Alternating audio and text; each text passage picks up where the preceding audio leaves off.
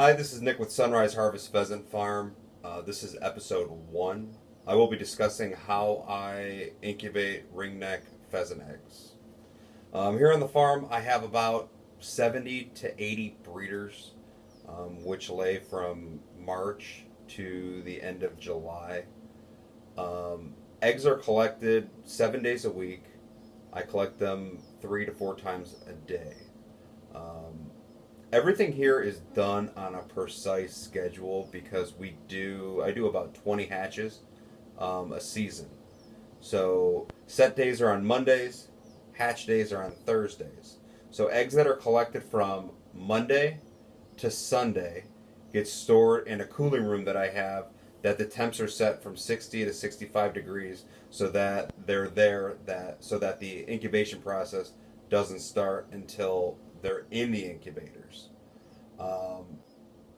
The incubators that I use are the GQF's Sportsman 1502s. Those are about $700-800 for a new unit.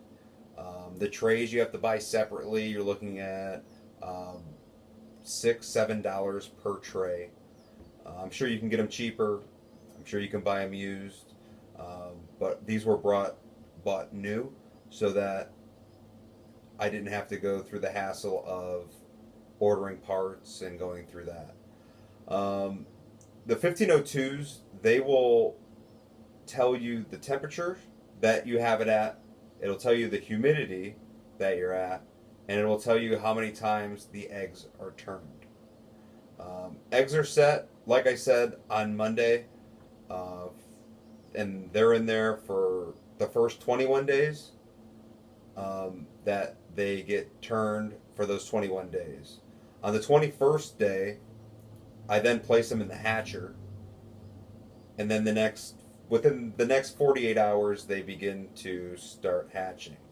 And from the time the first one hatches, and then 48 hours later is when roughly the last one will hatch.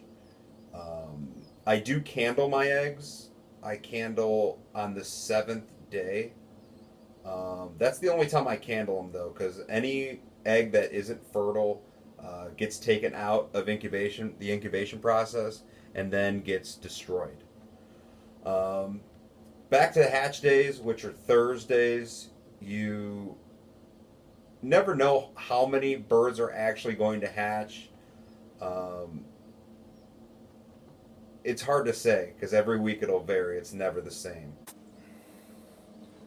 All right, so this is the GQF Sportsman Incubator.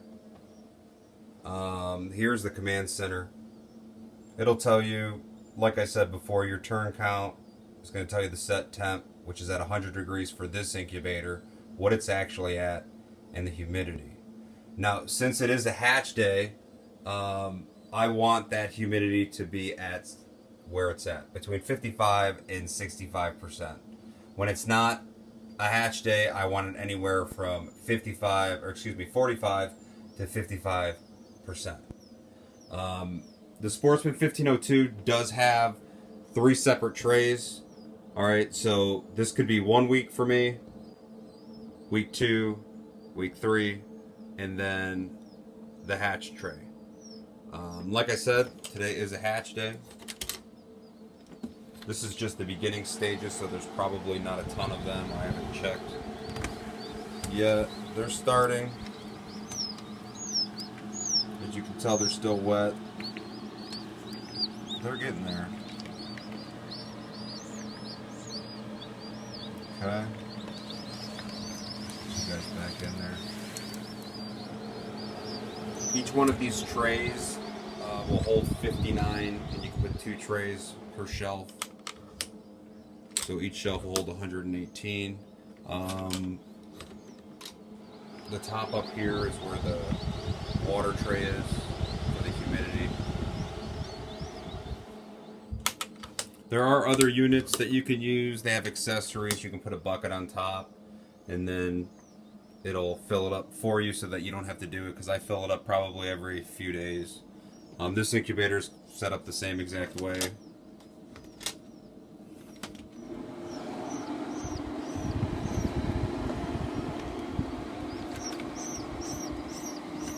little bit more with these guys.